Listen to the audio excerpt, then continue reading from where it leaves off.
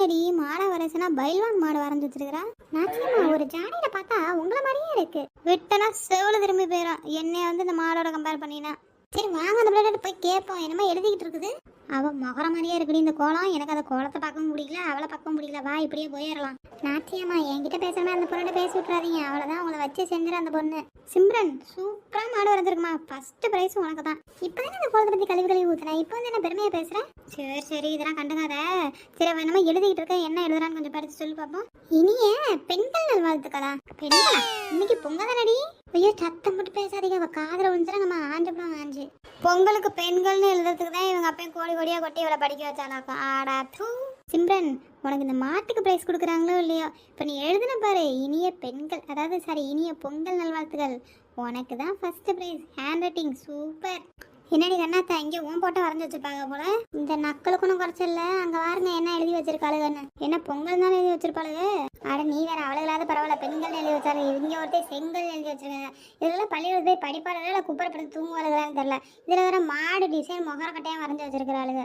என்னடி வீட்டு முன்னாடி கருமா இதில் என்னமோ போட்டு போட்டு வச்சிருக்காளுங்க. கன்றாதி பிள்ளைய பெயிண்ட் போட்டால் அள்ளி போட மாட்டாளுகளாட்டு இருக்குது. ஐயோ நாச்சியம்மா நீ வேற, அதுதான் மாடு.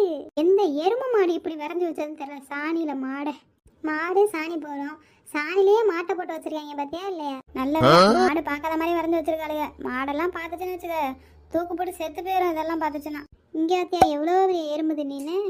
அதுக்கு மேலே ஒரு விளக்கு, அதுக்கு முன்னாடி ஒரு ஆள் அவன் கண்ணை பிடுங்கி வச்சுட்டு போகிறேன். ஆட நீ வேற உனக்கு ஒரு கண்ணு தெரியலையா. இது மாடு முன்னாடி போகிறேன், மனுஷன் பீப்பு ஊதிக்கிட்டு போகிறேன். பூம்பு மாட்டை எப்படி வரைஞ்சி வச்சிருக்காளுங்க. கன்றாதி. எனக்கு தெரிஞ்ச கருத்தம்மா இந்த பொம்பளை பிள்ளை கோலம் போடும்போது அவங்க மாமியாரையும் மாமனாரையும் நினச்சி தான் இந்த கோலம் போட்டுருக்க மாட்டிருக்குது. எப்படி சொல்கிற?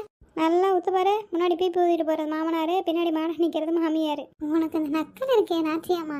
சரி வா போய் அடுத்த குளத்தை பார்ப்போம். எனக்கு தெரிஞ்ச இந்த குளம் அவங்க மாமியாரையும் மாமனாரையும் நினச்சி தான் வரைஞ்சிருக்கோம். ஏன்னு சொல்லி தெரியுமா, அவளால் மிதிக்க முடியல, ரோட்டில் போகிறவங்களால மிதிச்சுட்டு போட்டுமே. இது யார் பார்த்தா வெள்ளடி, இது குடும்பத்தையே போட்டோ எடுத்து வச்சிருப்பாளுகளாட்டுருக்குது.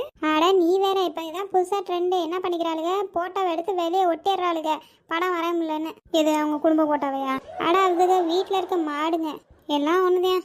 இங்கே வரடி கன்றாவதியே அத்தா. இப்போ இதெல்லாம் ஸ்டைலு, நீ அதெல்லாம் கண்டுக்காத. பாரு எப்படி ஒட்டிருக்காளுங்க பாரு, மாடு ஸ்டைலாக இருக்க மாதிரி தான் மாட்டு பொங்கல். எந்த மாடு இந்த மாடை வரைஞ்சதோ தெரியல. வா போய் தலைவன் அந்த கன்றாவதியெல்லாம் பார்த்தோன்னே என் கண்ணு பெருகி போயிடும். இவனா பஞ்சத்தில் அடிபட்டுருப்பா நாட்டுருக்குடி. அவன் மாட்டை அப்படியே வரைஞ்சி வச்சிருக்கிறேன். மனசாட்சியத்தோட சொல்லுங்களா அதெல்லாம் மாடாடா.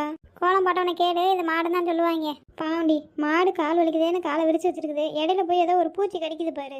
அடா ஆத்தா அது கண்ணுக்குட்டி ஆட்டிருக்குது. இருக்குதுலே உலகத்துல பெரிய கொசு மாதிரி இருக்கு. நீ என்ன கண்ணுக்குட்டிங்கிற? எந்த ஊர்ல ஆத்தா கொசு தண்ணி இருந்திருக்குது.